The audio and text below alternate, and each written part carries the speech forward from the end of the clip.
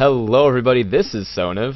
And this is WaveOfShadow. We are your Team Liquid casting golems coming at you live with Week 2 of AHGL Zynga versus IBM. Yeah, and we are going to just jump right into this because they've started their bans right in the chat. So we have already from Zynga, we have a Shen ban. Nobody likes to play against Shen. And also we have Kha'Zix and Blitzcrank coming out from the IBM side. And yeah, these bans are actually going pretty quick. Like, yeah, they're flying.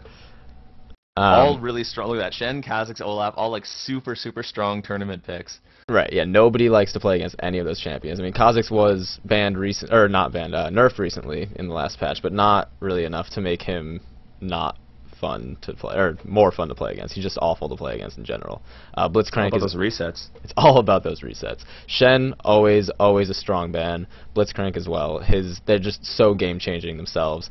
Olaf is very strong as a jungler and also as a top laner right now, and a Mumu. I mean, you can't really ignore a Mumu, and banning him just makes you not have to worry about him at all. Yep, all like amazingly strong. Like, these are game-changing champions here, and they're making sure to ban as many of them as they can. Okay, quick, before they do the 6th one, who's it going to be? It'll be... Who's missing from this? I don't know. It's going to be like Evelyn or something. Evelyn? They don't want you to see Evelyn anymore. Oh, I'm not actually sure. Because these are very just general standard bans.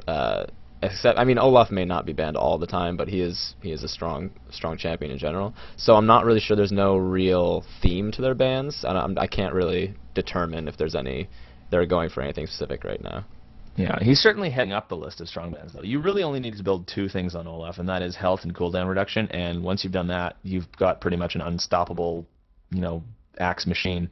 Yeah, exactly. So we're just gonna wait for. I believe it's going to be IBM's ban last, right? Yeah. Yeah. So we're just going to wait on Strife to jump out with that.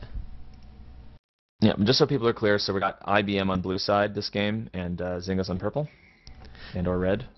Yep, and we did see Zynga against FactSet in, I believe it was week 2 of our preseason, and they did fall to FactSet. So we're going to see if they can come up and take it back from IBM, and we do see Malphite, again, a very strong general ban that you can just throw out. It's just that AoE team presence that they don't want to face right now. Yep, someone was reading Twitch chat, so Malphite bans. Someone guessed it in Twitch chat, so I guess someone must have been looking, and they said, okay, yeah, sure, let's take that one. So first pick for Zynga is going to be Cho'Gath. And that's actually a really good first pick. A lot of first picks, you want to try to pick the champions where you're not really sure where they're going to end up, like the champions that can fulfill multiple roles, like those Cho'Gaths. Kha'Zix can even do it, like Shen, like Lee Sin. Last week we saw Nunu as a good first pick just because he can literally go anywhere. Yeah, so this Cho'Gath, I mean, we can see him mid, we can see him top lane, we can see him in the jungle. Jungle seems to be most commonplace for him these days, but again, he can fulfill any of those roles. And now we're going to see, look at that, IBM picking up Ezreal and Sona for their bottom lane. Yeah, and that is a very aggressive bottom lane. Ezreal Sona is a lot of poke, a lot of damage coming out. But Sona is very squishy. If you can lock a Sona down, it's really not very fun for her. What is she now, weaker than a melee minion or something, or a caster minion? Yeah, once she was nerfed. I mean, Ezreal Sona was a very common pick like late into Season 2 because her harass combined with his was almost unstoppable at that point, right before she was nerfed. Right, and I'm not sure why they would necessarily pick their AD support first. I mean, a lot of teams do it often, but we didn't see. They don't know where Cho's going to go. I mean, Ezreal's a good pick just because he is very mobile. He's a very safe pick. Sona is a little more questionable just because they obviously want to go for a very aggressive bot lane, so maybe that's why they're just going to pick it right now. And Zynga is going to grab Hecarim Lulu. That pony's going to be super fast. And I'm thinking he's actually going to be the jungle and Cho may be top, but those roles can switch. Yeah, and I think what we're beginning to see coming up from Zynga here is this is basically going to be their unstoppable front line. They've got crazy AoE CC in Cho'Gath. They've got Hecarim to fly in there. They've got Lulu ult to make one of those 2 extra beefy, and the AoE slow around him. So plus the knock-up. I mean, that's the 3 of those together. That's a very strong front line, but they're really going to need the damage to back it up. Right, so they may be posing for an AD carry more like Caitlyn, someone very strong, but not as mobile, or maybe Misfortune. It's something that can be protected by that front line, but can also dish out a ton of damage when she needs to. So maybe we'll be seeing something like that, where they've got just a big front line to protect that carry. And if that's the case, then IBM wants to have champions to dive that carry. So I mean, the Olaf ban really does make sense. Yeah, definitely. So we're still just waiting on those final picks, and then the game can begin. I'm just wondering, like, what champions would you, if you were in this position right now, if you were on IBM right now, who would you pick to go with that Ezreal and that Sona? You mean Zynga? Oh, sorry, yes. Or wait, no. No, My it is mistake. IBM. No, it's IBM. It's My IBM. mistake. I would pick more either AoE, so I would want something mid like, I mean, Victor, obviously, because I love Victor, but just a Yeah. big mid AoE champion, like even a Nivea, to put up a wall to protect Ezreal Sona, because that is a squishy line, but Ezreal is more mobile. But something to protect them a little bit more, because because Zynga does have a good front line that can really run in. Hecarim can just dive straight through any line to get right to the carries, and it's going to be interesting to see how they decide to handle that. Mm-hmm. So still just waiting to see who's going to do that job of protecting the squishy Ezreal and Sona. And I mean, even though, like, I guess for almost any other AD carry, they have to be maybe a little bit less worried about the fact that it's Ezreal, because he does have that crazy mobility. Despite he was nerfed pretty decently this week. People sort of underestimate what a base attack speed nerf does do to a champion. You don't really see Graves too often anymore. But I mean, he's still extremely strong. Just that ability to, arcane shift wherever he needs to on a, 10, 12-second cooldown, whatever it is just almost unrivaled on an AD carry. Yeah, and we may see an Aurelia up top, because that can also dive straight onto Ezreal Sona. And Aurelia does have a lot of sticking power, because her dash is fairly low cooldown. And yeah, Bogotag is asking for the pick, because IBM is taking their time. No, nothing wrong with that, but we definitely do want to get this game on the road. They're working on it. They're having a discussion between their teams. Okay, so they're trying to just sort of ease them into it. We just want to say, okay, yeah, like, we know you guys are working on it, but let's Poke the bear, just get him moving a little bit. Speaking of bears, have you seen that new Annie splash? Not Annie splash art, the Annie the new model. I love it. That's fantastic. Like, I want to start playing Annie again. Exactly. I'm bad at Annie. It's been a while. It's embarrassing, but I feel like Annie's probably one of the easiest and safest mid champions to play, because of her crazy long range and her AoE, almost on demand AoE stun. But I don't know what it is. Maybe I'm just bad at the game. You can only play Eve. That's it. You're only good at Eve. Hey, I'm good at support Nasus, right? Ah, yes, that was interesting. That was fun. Support Nasus, by the way, all of you guys watching, new OP. Support Nasus and AD bottom lane. It works. It actually, like, I want to say that it works a lot better than you'd think it would, than you'd think it does. Wither is crazy strong CC. Yeah, I would not be surprised if we do start to see that as an actual pick. And, Cassiopeia, I was looking through, and I believe it's Strife who plays Cassiopeia, and I love it, because I do love Cassiopeia myself. And that's another good AoE mage. She is a bit weaker in lane, especially due to all the mobility that's been introduced to a lot of champions lately. But in team fights, if you can land a good Petrify, if you can land even your Miasma or your Q, I forget what that one's called, but if you can land those on an entire group or several people, it just completely turns the fight around, especially with the Sona ult already is going to stun people. The Ezreal is going to tear through. So that's pretty much exactly where my mind was going. So now what IBM needs is a little bit of beef, because those are three pretty squishy champions. Yeah, and I think Cassiopeia, you don't see her as often these days. She has fallen a little bit out of favor. She still does have amongst the highest sustained DPS in the game for an AP mage right now. And it's just she's fallen out of favor because she doesn't have that, safe escape to get away from all the diving, AD casters mid and all the bruisers and everyone. She's basically, like, if you dive on top of a Cassiopeia and, her ult is down or anything, if she can't kill you before you get through to her, she's done. Right, exactly. That's going to be, I mean, they've got the Lee Sin kick, they've got Sona Alt to sort of have that protection. Cassiopeia does have an AoE stun, but I mean, ideally you don't want to be using that defensively if you can avoid it. And here's the final pick, and it's going to be Ashe and Talon.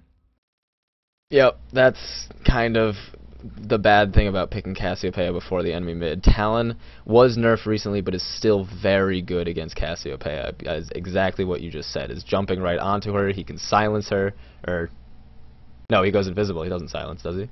Yeah, he does. Oh, he does. When his jump so is long. silence. Yes. Okay, you're right.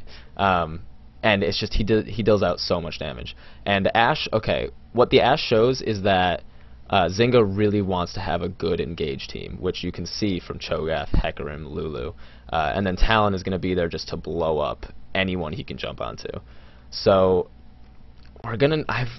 we just need more tankiness from top lane. Either Lee Sin's going to be top lane or jungle, but regardless, he needs to either build very tanky, or they need a really, really tanky 5th champion. Yeah, to be honest, I'm very, very scared for IBM right now, because the sheer initiating power from Zynga right now, like, they've got a massive front line. Hecarim runs in with his ultimate and Lulu's ultimate on. You got an Ashe arrow from 1,000,000 miles away. Like, they've got very, very, very strong initiation. They've got Rupture. Like, they can start a team fight pretty much when and where they want to. Yeah, exactly.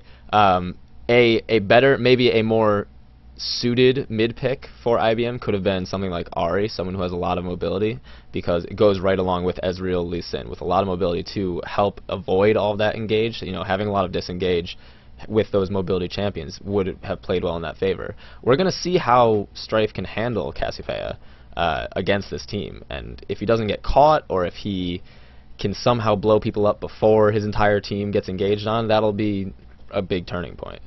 Yeah, right now I'm going to say the only way I see it is it's going to come down to that Ezreal and Cassiopeia positioning. Like, if they can manage to avoid being initiated on, then, you know, they'll have the damage to back it up, because I mean, Ashe is definitely not the #1 damaging AD carry around, and Talon does tend to fall off as, you know, the late game comes around. And, you know, Cho'Gath and Hecarim, yeah, they can bring some damage, but they're definitely not, you know, super high up there. So they really got to try to dance around. And there's the final pick. Oh, we're gonna see a Vi.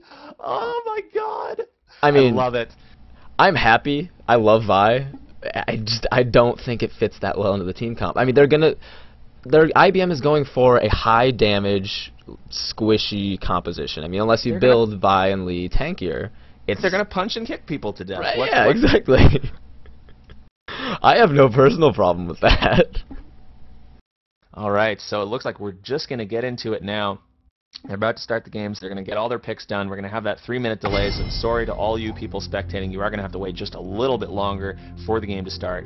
And so now we can just sort of get into the discussion about you know, where we think the game is going to go. We can talk about runes. We can talk about masteries. We can talk about, if we have any suggestions, by the way, from any of the people on watching us right now on Twitch, we will be more than happy to take up those suggestions and try and talk about that kind of stuff. Yeah, and I do, before we really get into the team comp, I want to see all the portraits. It'll be better for me to just, you know, line the teams up and really figure it out, but it's going to be interesting. It is going to be very interesting. I'm very interested to see, because I don't think we've seen Vi in competitive play yet. I mean, I could be wrong. I haven't exactly had a chance to watch much, you know, of the competitive stuff yet. I think Vi was actually banned out of the most recent tournaments. Was she? I think so. I think it was played on the Vi patch, but I don't think anyone was allowed to. Yeah. Not really sure if she's allowed to. I mean, if she's a viable pick as of yet, but we will see. A viable pick. Sorry. I actually missed that one. You picked that one up. That was all you, buddy. Oh boy. That was all you. I believe we're going to see Vi top. Yeah, that's what it looks like. Vi top versus Cho'Gath top. And then we'll see Lee Sin jungle. So that's a little bit scary. I mean, see, the thing is, we might see that, but then again, I'm thinking we might see Vi go in. You know, they might try to pull a lane switch and have Vi there to try to counter the Talon, and have Cassiopeia go up against Cho'Gath, which is that's possible. Arguably a lot better for her, because absolutely, definitely deal with Cho'Gath much easier than you know, a flash on top harass Talon with Rake. So yeah, and I want to look and see how the level 1s are. It looks like Zynga's level 1 is definitely better than IBM's, and I believe we're going to see an invade. Now, what makes you say that? What is it specifically about Zynga's level 1 that makes them that much scarier? Well, Zynga has Ash Volley, which is huge for slow. They have Cho'Gath Rupture, which will knock someone up if they catch someone, or Force of Flash, which right there is already Zynga up ahead. And even Glitterlance from Lulu are all very, very good engage abilities, or just catching abilities to single someone out, burst them down real quick, and then back out or take a buff, whichever way it goes. On the other hand, IBM just doesn't have much to counter that, or even much damage early to fight at all. I was going to say, little known fact actually about that Ash Volley. Did you know that Volley does not slow unless you have a Point and Frost Arrow? I forgot that. I did know that. I learned that recently, okay. Actually. Yeah, it actually surprised me too, because I mean, you've got the animation, the frost is on the arrows, but it doesn't actually slow. So at level 1, she has to choose. She either has that persistent slow or she has Volley. And I mean, I'm pretty sure that Volley is usually the pick. I mean, despite you can use Hawkshot to get vision. You can try to get that slow on one person, but Volley is an AoE damage on hopefully the entire team that you can hit. So that's again very, very strong. Well, in that team comp, I would actually, if they're planning on invading, I would almost suggest that Ash grabs Frost Arrow first. Just because if they manage to knock someone up, and you can slow them down just that little bit to get the final damage and kill someone, that's huge for you. And then, I mean, usually level 1 fights don't turn into a whole 5v5 brawl. I mean, occasionally they do, and when they do, it's very exciting, I love it, but Volley isn't always the most useful thing for level 1. I'm going to disagree with Frost Arrow being the best choice in this case, because they already have 2 slows in Cho'Gath and the Glitterlance from Lulu. And not to mention they've got Talon who can just flash over on top of someone who has flashed in defense. So I'm not sure that even a slow in this case would be necessary. I think rather the Volley, if you can hit multiple members of the enemy team, they'd be less likely to try to go in and help defend their falling teammate. So that's true. Now, I clicked on Strife's rune pages because I wanted to see, what he was planning on going for his lane opponent, and it looks like he's planning to fight Talon mid. And I say that because he's got a few armor marks, he's got full armor seals, he's got 5 armor glyphs, and the rest are ability power glyphs, M-Pen marks. But then he's got 1 ability power quintessence, 1 health regen quint, and he doesn't have a 3rd quint. Oh my goodness. I'm not sure why. Well, I guess this might have been, he sort of thought, okay, well, here's my anti-armor page, and maybe, like a lot of people, I'm sure, you have your rune pages set up, you've been using them for so long, you tend not to look at them. Right. After a while, you know what they're called, you're like, okay, I know who I'm playing against, this is what I'm going to pick as my rune page, and you never go back and look at it. So that's, I'm going to bet that's probably what happened. Yeah, I agree. And Talon is going to be just stacking a lot of attack damage in his rune pages early.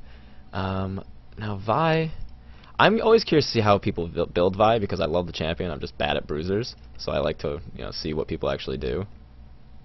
All right, well, let's have a look. She's got just the regular armor pen reds, attack damage quints, and pretty standard other armor yellows, MR blues, and then a couple.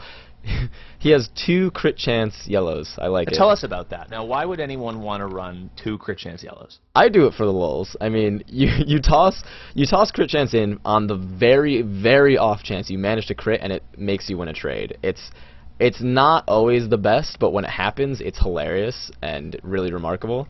It's like, yeah, that won me the trade. But I mean, I think is because the way that Riot's calculation of crit works is that it rounds up or something like that. There's like, I forget what the name of it is. When it's got that, like, the longer you go without critting, the more your chance of critting is.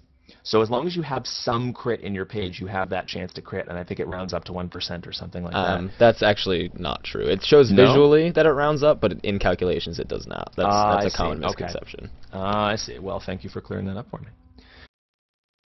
Yeah. All right, so game's just about to go underway right now. We do have, let's analyze the skins just because. I can't help it. I know you're not supposed to do it, casters, bad casting, whatever, but Headless Hecarim skin, I love it. Awesome skin. Alright, hold on. I need to get my visuals set up real quick. All right. Still just waiting for that to start, and... Oh, it started on mine. Oh, my really? game's going, yeah. Interesting. I haven't loaded it yet. Well, so then bring us into it. All right. Well, right now the teams are just walking out, walking out of base. I'm not. I hear things going on in chat, but I can't actually see them because I keep that off for now. I'm wondering if we are going to see an invade or if Zynga is going to make me a liar. Right Okay, now, well, I think I am in game, and we do see that Povdog is sort of just hanging out. He was in the base for a little bit longer than the rest of his team on IBM, so it looks as though they're probably not going to be ready for an invade. Well, Povdog. Well, no. IBM has two members postured right here. Strife and Chiral are seeing it coming in. And, Strife landing that Noxious Blast on top of a bunch of members of Zynga, so they do know that they have been spotted, but since there are only two members there, and Ezreal and Sona are woefully ill-equipped to be up there right now, they're actually they warded off, they managed to drop a ward in there, and it looks as though Zynga are just going to back off and maybe just take their own buffs for now. Is your game up on live all the way, or are you behind? It is. Okay. It sounded like you were behind me, but it's okay. And Oberon is going to just be walking right up back to his lane, and it looks like Vi may be doing the same. While the rest of Zynga sits at their blue buff, you know, just protecting that. But they are going to see when Chiral takes that red buff, so I keep hitting wrong buttons. When he walks through, they may be expecting Chiral to come down bottom like early for a level 2 gank, but they're going to be able to see that coming and, you know, pretty much avoid it. Yeah, always a good call to ward an enemy buff just for that reason. I mean, even if you're not going to try and attempt to take it or counter jungle, you can always see where the jungler is and at what point they are on their route. Yeah, and Zynga did even ward their own red buff just to make sure that there's no funny business coming through because Lee Sin's early game is very strong and Hecarim's isn't quite as good, so you know, he doesn't want to get caught there. No, he definitely does not, and looking as though we're just going to see there. I mean, Strife going up against Bogatog in mid. I gotta say, I'm still, despite those armors, I'm still worried about him. I don't know. There's really not a whole lot of Cassiopeia can do when he's being jumped on. Yeah, I am worried right now, but we do see Chiral setting up for maybe an early gank on Bogatog, get Strife moving early, but it's going to be difficult to really have Bogatog. It's hard to bait that right now just because Bogatog doesn't have enough to go all in.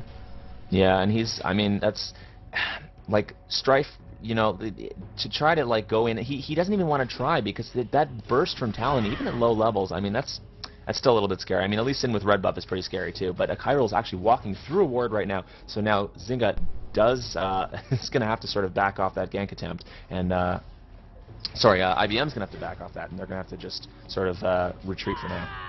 Yeah, and Povdog is abusing Oberon's slightly weaker early game, jumping right on Oberon, but he does get ruptured and silenced, and he's going to have to back off for now. Because right now Cho'Gath is slightly squishy, but once he gets that a little bit tankier, his sustain is so hard to fight through. Yeah, Povdog really just sort of trying to get that dominance up, using that massive, excessive force punch to get some harass on top of Pendragon, and making him forcing this at the yes. We're going to see a little bit of harass going down bottom. Kog'Maw eating a lot of damage, very, very low in health. Those mystic shots from Wind Bombs and auto attacks on top of Elfenstein, and I mean they're just trying to harass back and forth. But Mal 8 and Wind Bombs doing a great job of just zoning out Zynga completely from their CS bottom lane. And here's the gank top lane, Povdog getting exhausted, and the Ignite going down. We might see there is the first blood going down to Oberon Pendragon with the help from Cuban D.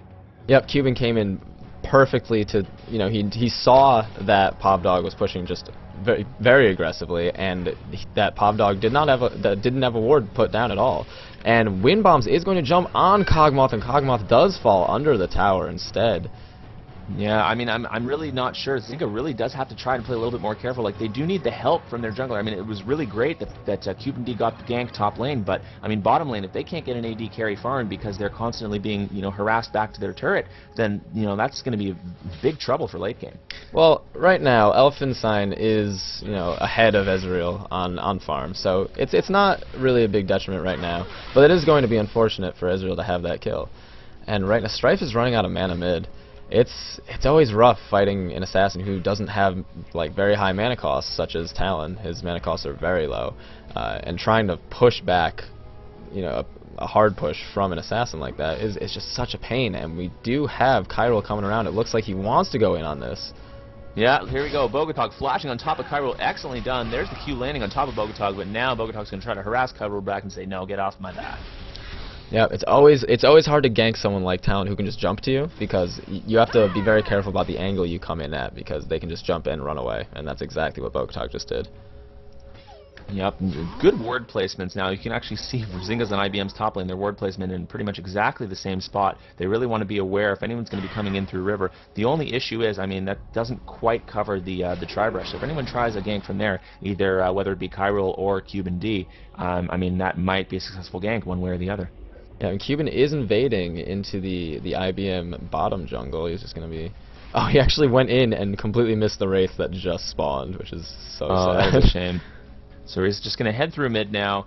IBM's going to get a good look at where he is right now. He's not going to really try and push the lane too far because he doesn't want it to. He doesn't want it to push. And now an early blue getting donated to Strife to solve those mana issues he was having early.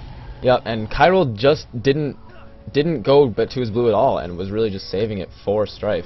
But the thing is, Strife does need to be careful because Talon is getting up there in damage. He has 2 D-Blades now, so if Strife gets caught and bursted down quickly, it's... Oh man, that Rake just doing so much damage. It's going to be a lost blue buff if he's not careful. Yeah, I'm kind of interested in looking at Bogotog's build, that he actually opted for 2 D-Blades rather than picking up a longsword and Vamp Scepter early. What is the reasoning you think that? It grants a little more damage and survivability now. I mean, Doran's Blades are very, very cost effective, and you know, they really help to snowball lane.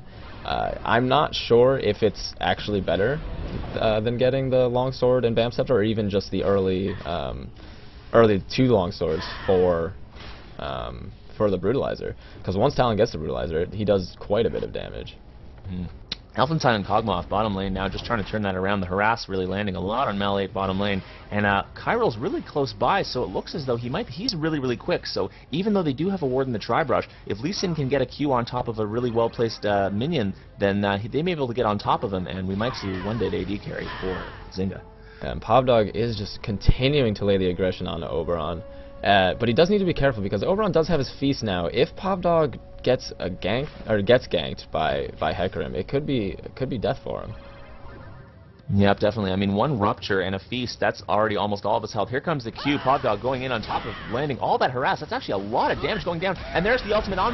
Wow, Pendragon going down the burst from Povdog. Excellently played, and he does survive. He's probably going to head back and pick up another couple items to help him in lane against that steadily stacking health Cho'Gath. Yeah, and the armor shred from Vi's W just let him do so much damage to Cho'Gath just so quickly, especially with his ultimate. Does a lot of damage, helps him get in and out of the tower very quickly. And Cuban actually is going to come up and farm the top lane, because a Hecarim with farm is awesome. And if he can pick up farm like in lanes when they fall, or just when he can, it just helps his mid and late game so much. Yep, definitely. And Chiral trying to head in and counter jungle, but Bogotog's going to spot him, and he's got a 2-level advantage here. We need to see an ultimate. There's the ultimate. Bogotog just destroying him, and that is an issue. You never want to go in and counter jungle when you don't have your team supporting you. And he had no vision. He had fairly low health. He wasn't even level 6. That was dangerous, and he didn't. And Talon had gone missing. He really needed to back out of that. Now that's going to be so annoying for Strife, because Bogotog now has a red buff. He now has an extra kill. He's now got 2 extra longswords. He's got so much extra damage. It's going to be so painful for Cassiopeia. Well, Cuban D on top lane, diving on top of Povdog, although he's got to be real careful. Povdog really chunked him down to about half health. I'm not really sure what he was doing diving on top of the turret like that.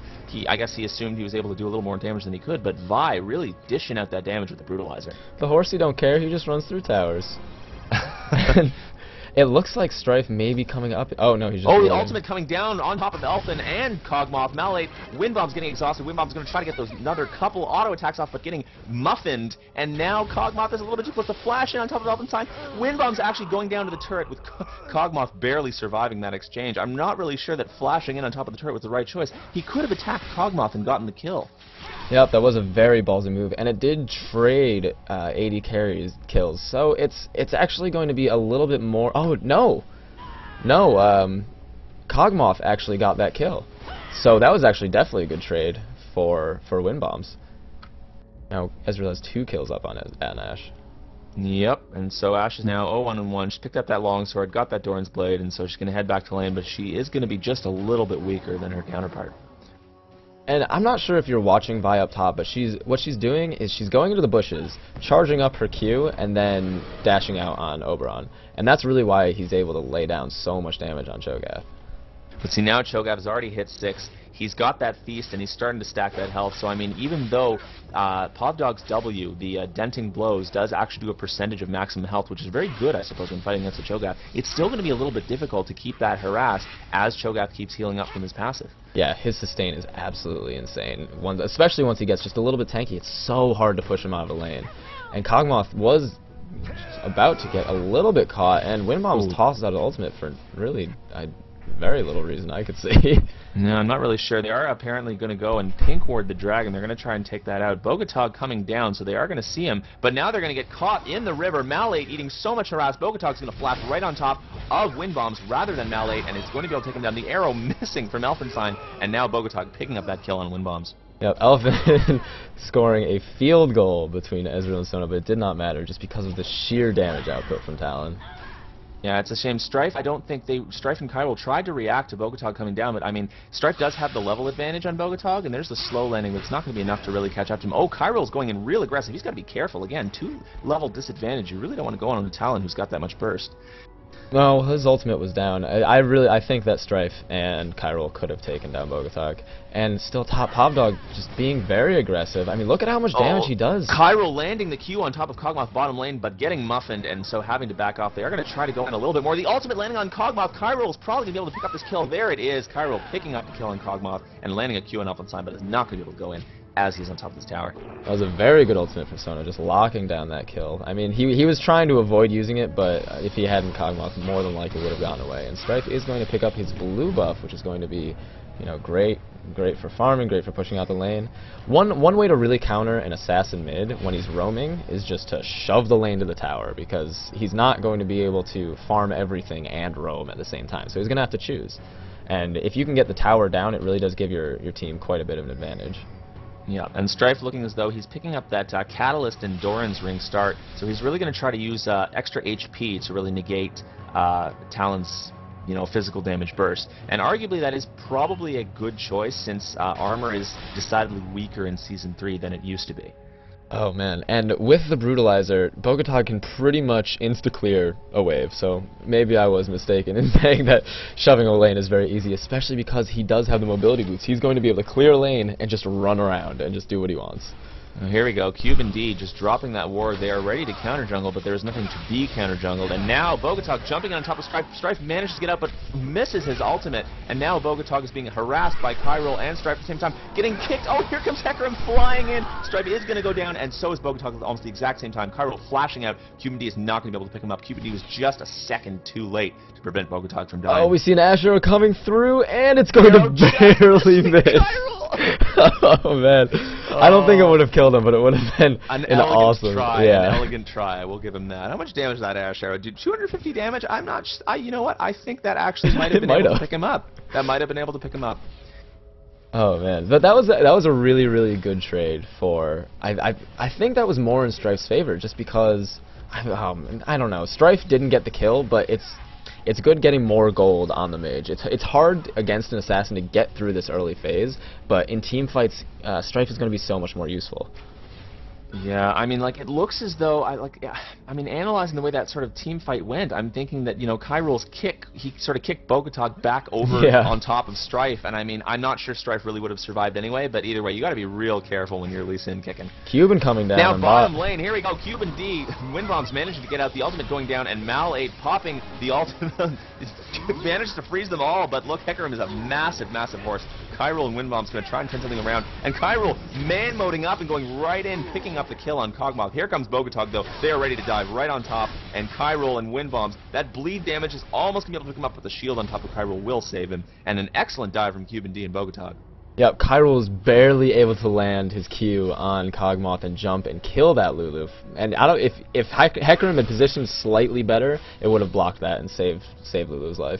Yeah, I mean, Hecarim, that's the thing. As soon as Hecarim hits 6, his ganks are so scary. He's a little bit like pre-nerf Alistar, where he used to come around from behind the turret with his ultimate on, and he did not care. He'd push you away from your turret, and you would never be able to do anything about him coming, even if you were on top of your turret. Hecarim does the same thing. He's so fast, he'll take one turret shot when diving you, and get you out from behind your turret.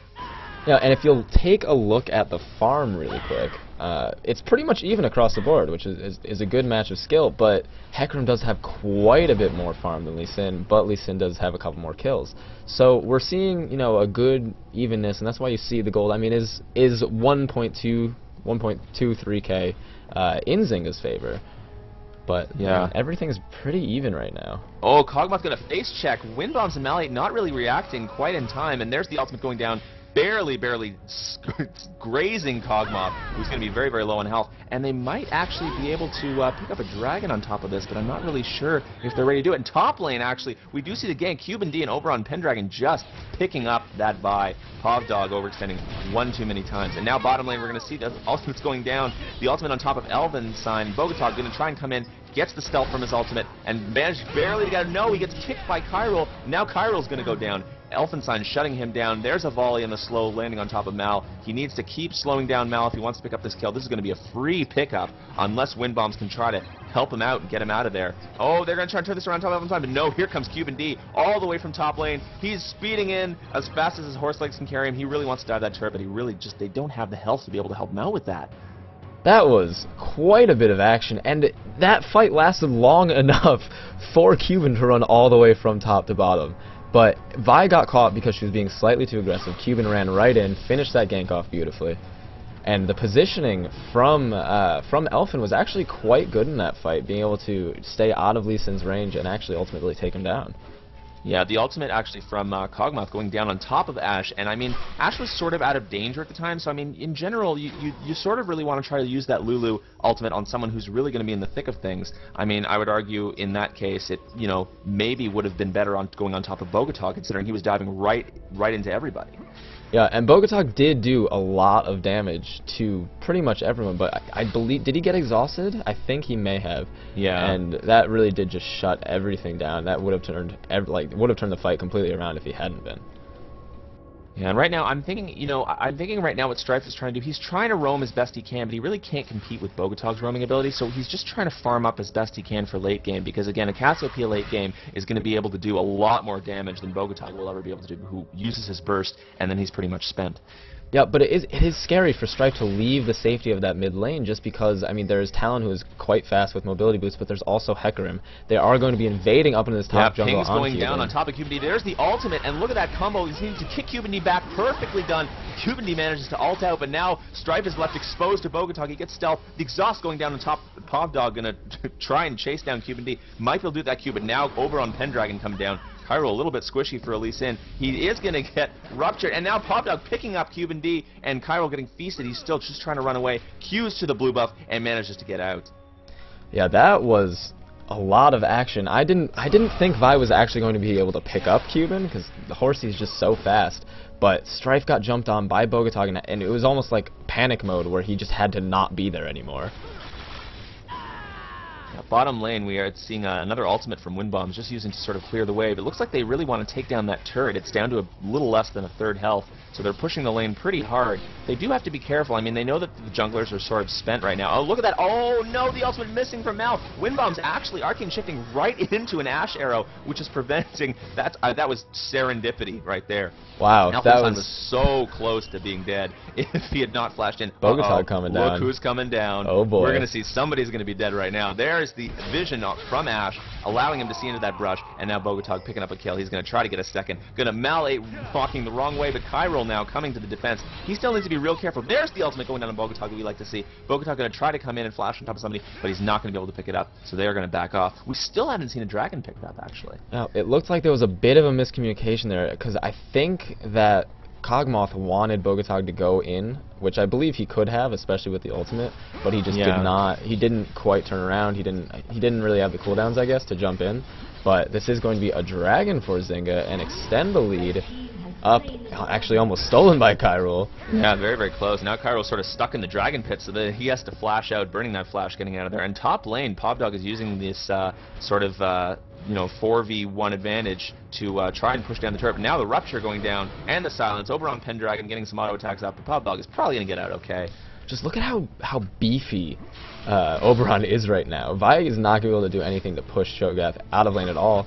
And he had to back off as soon as Cho got there just because of the damage. And he's going to get ruptured and silenced. Oh, those auto attacks. No, I mean, the health pot's going to be enough. The Feast does a lot of damage, but not quite enough for that. But, yeah. I mean, Pobdog's got to be careful. One more combo from Pendragon, and it might be enough. There's the Rupture. Let's see the Silence. And the auto attack. And Ignite. Let's see a Feast. Let's see a Feast. Pendragon, come on, buddy. Oh!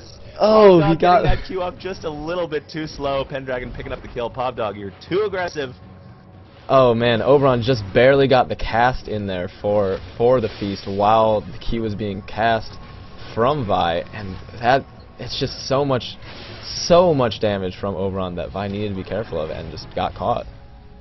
Yep, and we are seeing, I'm just having a look at the items for a second. We are seeing Iceborne Gauntlet on Hecarim, and honestly, that item looks like it was just made for him. It is perfect. It's got a little bit of ability power, it's got a whole bunch of mana from his spam abilities, he's got armor, he's got cooldown reduction, and it causes that perma slow when he uses it. And look at this bottom lane, sorry, Elfensign just managed to pick that up. Kyro going to try to come in, he's going to be able to pick up Kog'Maw despite the Lulu ultimate and getting muffined, and now Kyro going to try to go in. Malate and Kyro want to dive on top of Elfensign, but I'm not sure if Elfensign wants to make it happen. And now mid lane, while this was all happening, Cuban D and Bogotog just jumping on top of Strife and absolutely destroying him. And so now the score is 12-9 in favor of Zynga, and IBM playing from way behind. Yeah, and it's sort of, as we said, the engage from Zynga is just so good. I mean, if Cuban runs in onto Cassiopeia, then Bogotog just jumps in and bursts her dead. Oh, Exhaust going down on top of Elfenstein. Kyril's got red and blue buff. There's nothing that Elfenstein can do about them. There's the shutdown. Kyril picking him up, and there is a kill that IBM so sorely needed. Yeah, and that will help them slightly, but they're still 5,000 gold behind, and that is from 2 towers, 2 kills, and a dragon as well. And a little bit of a farm disparity as well, but Cuban looking for Kyril. Getting picked up in his own jungle, very, very close. And I mean, the dragon is already down, but I mean, if we're up, it'd be another perfect time to take it. You really have to sort of look at what you're going to be doing. They really were roaming the jungle, but it didn't look as though they had a specific, like a specific objective in mind. We're roaming down there. So I mean, now they've sort of wasted a whole bunch of time, and they're allowing Strife to sort of pick up his farm top lane. Yeah, and if you look at the vision for IBM, they do have a lot of defensive wards. They've got a lot of wards in their own bottom jungle. They need to see where Zynga's roaming at. Whereas Zynga really only has wards, in the bottom river. It's not really much to remark about in any way. Look at this. We're going to see a sneaky lane gank from Kyril. He's going to try to come in on top of Kog'Maw and Elfenstein, but again, they got to be really, really careful. I mean, Elfenstein's pretty strong. He did go for that. Oh, here we go. There's the gank. Kog'Maw getting slowed, he's ulting himself, and now he gets kicked back. Windbomb's picking him up, and that is perfect, exactly how it needed to happen. Windbomb ulting just to clear the wave, and they really should probably try to take a turret right now. Yeah, and they should be able to get this bottom turret, no problem. I mean, it's almost dead, and all 3 are there. Kyril's going in on Elfen. Oh my goodness, he's flying up there, but I mean, again, that's not quite enough. Elfenstein just barely managed to get out. Elfenstein needs to get out of there, though. That turret goes down, he loses all his protection. Bogotog going to try to come in from top and just sort of, protect Elfenstein from the dive, but it looks like he doesn't need to. He's going to head back to mid. Yep, Elfen actually did have to use his ultimate to keep Kyril off of him, just to stay alive, to get away from the turret. Yep, and look at this, Oberon Pendragon versus Pobdog again, top lane. There's the ward going down. But Oberon is he's got 3,500 health right now. There is nothing that Pobdog can really do about him anymore, despite the percentage damage. And Pobdog still he's posturing. I feel like he's almost playing Vi's character to a T right now. He wants to get right in there and punch things. Yeah, he really does, but Oberon is doing such a good job of just being in that top jungle, darting in and out of vision, not being known of where he is, and he's going to come down maybe for a gank on Strife. Strife needs to be careful because there's a lot of engage that could happen right now. Yep, Cuban D looking to start something, and now Oberon Pendragon coming in from the side. The silence going down, but missing, and there's the Rupture. Cuban D going to run in there, going to try and dive, and actually Cuban D running behind, perfectly done, dodging the Cassiopeia ult, but it's not going to be enough damage. The Ignite going down on Strife, not enough to take him out. Kyril getting in just to save the day. Yep, Kyril just barely. An errant Ezreal ultimate actually not going to hit anything at all, coming in from bottom lane, And, I mean, he tried to help. So now, instead of diving mid, they know they've got Strife low. Strife is not going to be able to help. So now, Bogatog and Cuban D, the deadly duo, they're going to head to bottom lane. Are they going to be able to pick up Wind Bombs? And there's an arrow missing both people again, but Wind Bombs is going to go down, and Mal 8 is just going to have to retreat to that second turret. Yeah, it didn't matter. I mean, Zynga's engage, as we've said, is just so good. Even if Elfin misses that, it forced Wind Bombs to, you know, duck down a little bit, run back towards the rest of the Zynga team, and then the pony just comes in and cleans it up. Yep, and again, I mean, having a look, like with the Dragon timer, I believe it is actually going to be up pretty soon. I think it's actually going to be up in about 20 seconds. So if they've got that time, there really now would be the perfect time to pick it up. They've got 4 people hanging around the Dragons right now. They've got over on Pendragon, who's going to try and pick up his blue, but he could head down there right now. And they're just waiting around there. They do have a time. They know it's coming up in just about 5 seconds, and they are going to be able to pick that up pretty easy, despite the fact that IBM has awarded. Yeah, and Zynga does have enough of a lead right now where they can just have Oberon stay top, and it doesn't really matter. They can just keep forcing these objectives bottom. Oberon and Bogatog are actually just going to take this blue buff. They do not want Strife to get it. Oh, Cairo going in, going to try to pick up. He does actually pick up the steal on top of the Dragon. Oh my goodness, see, that is why, if you're ever trying to take a Dragon or Baron, even though you're pretty much sure you're going to be able to pick it, Cairo actually able to get out with his life, too. Perfectly played from Cairo, dropping that ward, jumping to it, Q smiting it, and getting the hell out. That is exactly what he needed to be doing. If you are Zynga right now, you got to be kicking yourself. Throw a ward down behind the pit. Come on.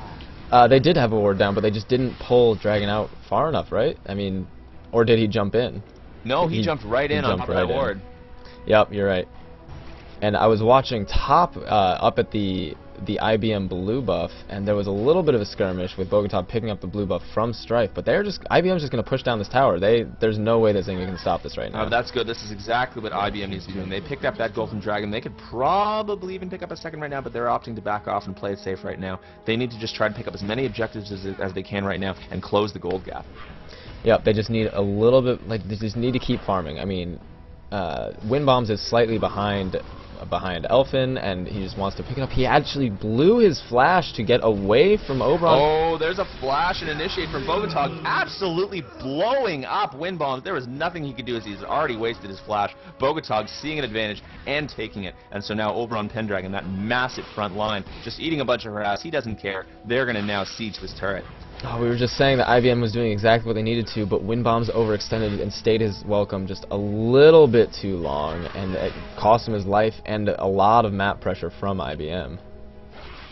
Yeah, I mean, like, the 5v4, I mean, IBM's got to be terrified of the dive right now because they've got an absolutely just, like, massive front line, and they can basically pick out any target they want, CC it to death, and take it down.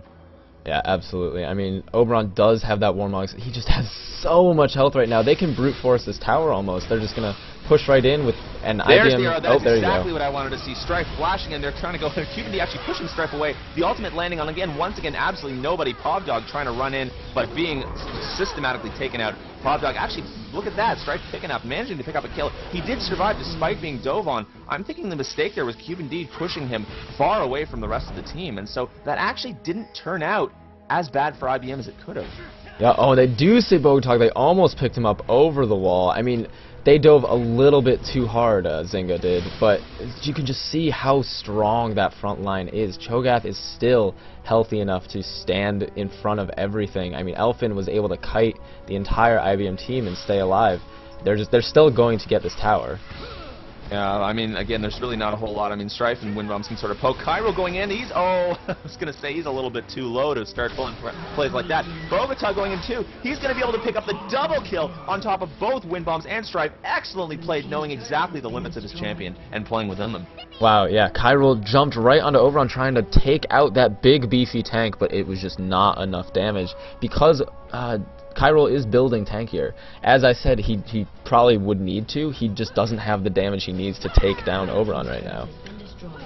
No, and I mean, like, they're a top lane, they do manage to pick up, an objective. IBM just managed to grab that, but I think in the end they're really just suffering from that lack of damage to be able to take down those frontline tanky champions, because you're not always going to be able to dive past like Cairo charges. You're not always going to be able to dive past on top of somebody. Sometimes you got to take out the champions that are diving into your face, and they don't have the damage to do that right now. Yeah, not at all. And it's just, there's so much engage from the front line of Zynga. That IBM can't really do much about it right now. They just need to hope that they maybe catch someone from Zynga, or they, manage to have a good fight, because that last fight did go decently, but then it just fell apart when they stayed at the tower.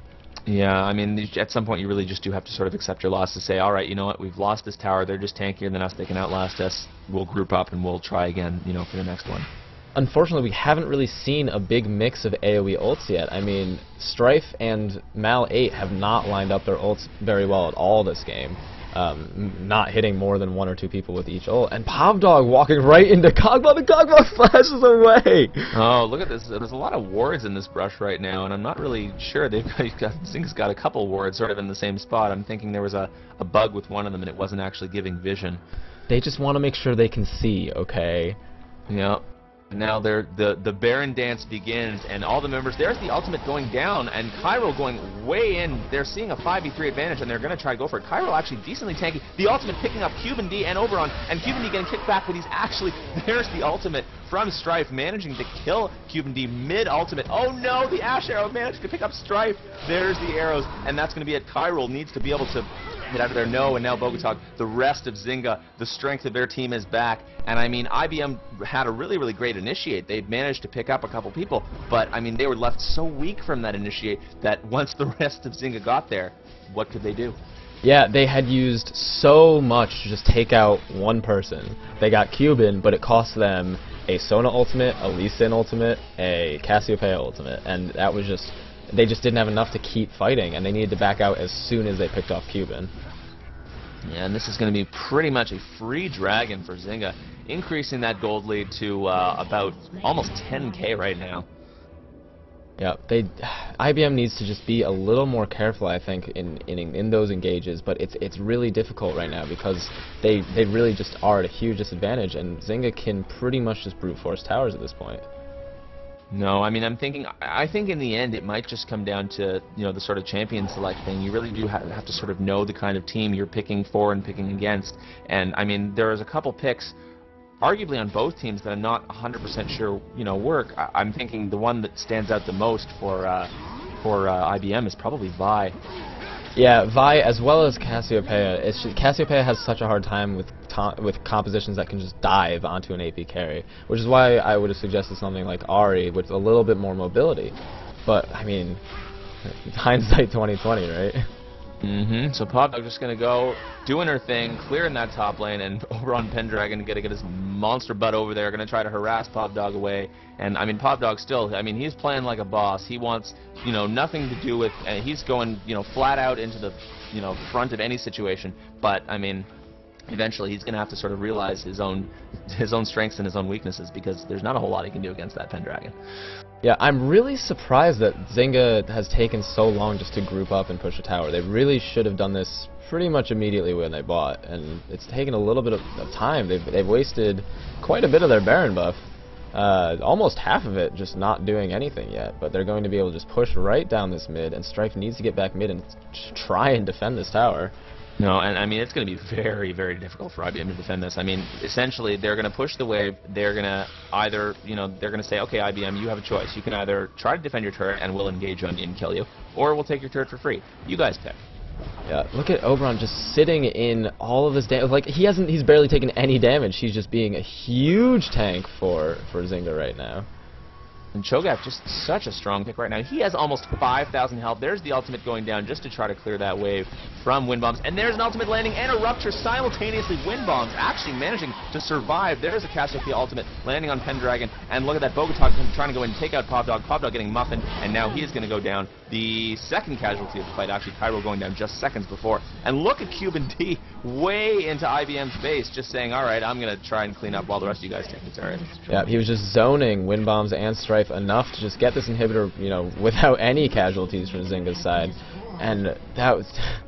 Wind Bombs just barely was out of position, and Elfin saw it perfectly and fired that arrow and caught him. And that's just spells death right there. I am shocked he managed to survive I am that. too. He essentially got chain CC, arrow ruptured, and he got a Hecarim ult to the face, and he managed, and that just shows you the strength of Ezreal. I mean, all he used to do is arcane shift, and he's gotten pretty much out of every situation. Yeah, well, Mal 8 and Strife were able to land pretty good ultimates. They stunned 2 or 3 people each, so I mean that definitely helped in keeping wind bombs alive. But I mean, it's almost too late just because the Zynga is just so strong that those ultimates almost don't matter right now. Yeah, I mean, essentially IBM, what they've got to be doing, never say die right now. They've got to just keep trying to fight from behind because you never know. I mean, there have been crazier comebacks. I mean, I seem to remember there was a CLG game a while ago where they came back for something like a 10, 12,000 gold deficit just by playing patiently. Yeah, I believe it was something ridiculous like 20,000, and it wasn't like a 70-minute game. Yeah. It was a crazy long game, and I mean, who knows? This is only 35 minutes. Is only halfway through a 70-minute game. So I mean, if they manage to play it patiently and they can try and defend, who knows? Anything can happen. Yeah, it is possible, but I'm going to say highly improbable, just because Zynga can engage as hard as they want over and over and over again, and they can just keep getting kills, keep getting towers, and force objectives when they need to, and just keep getting the money where they want it. Yeah, I think ultimately what it's going to come down to, it's really going to come down to Strife picking up sort of a perfect Cassiopeia ult so they can pick off 1 or 2 people without having to worry about that retaliation. And it's been so hard for Strife to pick up a good ultimate just because of the way that Zynga have been engaging on top of them. Yeah, and Zynga's going to swing down bottom. Kyrol did see them with a ward, so he was able to get out of there in time. But he's going to jump right on the Cuban. I'm not sure he should be doing this. No, and he is able to get out. He is Lee Sin, after all, the blind monk, so he is able to get out no problem before Cuban D or Pendragon can react. But now comes that Zynga push on bottom lane, and the same situation is going to begin again. Alphenstein's going to be able to line up an arrow. Pendragon's going to be able to line up a rupture. Something is going to happen in Zynga's favor for that those engages, and it's up to IBM whether they want to try to fight it or not. I know Windbombs wants to just be out front and be able to poke, but if he keeps doing what he's doing, he's going to get hit with another arrow and just caught opposition. And this time it's going to be Pobdog getting the arrow, and Mal 8 getting the arrow to the face and getting just absolutely exploding. Down he goes, and now Strife going to try to pick something up. There's the rupture. Strife getting muffined. Windbomb's going to explode. Legendary Bogotog. Pobdog going to explode, and Kyrol managed to flash out. Going to be the only survivor of this fight. Probably. Maybe not. There's the chain CC going down. Kyrol going to try to get out. 1 more rupture, and no, he is able to get out. And now they're just going to push down that inhibitor. This might be the game for Zynga. Yeah, I think they're going to be able to going finish out. That is going to be it. That is the final push. Zynga beating IBM 27-13. That was that just showed the power of a hard engaged team right there. I mean, that was just so brutal from Zynga. Yeah, I mean, it's all about that team comp. They really knew exactly what they wanted out of it. They had the massive front line, they had the perfect engage, and I mean, IBM didn't have the team comp to be able to answer it. What do you think IBM could have done in terms of their champion picks to try to fight against such a team comp? They needed a little bit more mobility. They needed someone other than Vi who could have, helped peel a little bit better, help disengage that Zynga team, just because they could engage so hard. I just don't agree at all with the Vi pick, or even the Cassiopeia pick was questionable. Yeah, I mean, it really just did come down to Strife getting essentially counterpicked by Bogotog, and there was nothing he could do with it. Strife picking sort of a classic, Season 2 mid-pick. But, I mean, this is now Season 3 of League of Legends, and it is not uncommon to see all of those AD casters sitting mid lane. Yeah, and that will be it for us. That was our Zynga versus IBM game for AHGL. We should be back next week with another game for all of you. Yep, and hope you all enjoyed watching it as much as we enjoyed casting it. And so for this week, I am WaveOfShadow. And I am Soniv. We are your Team Liquid casting golems, and thank you very much for watching us.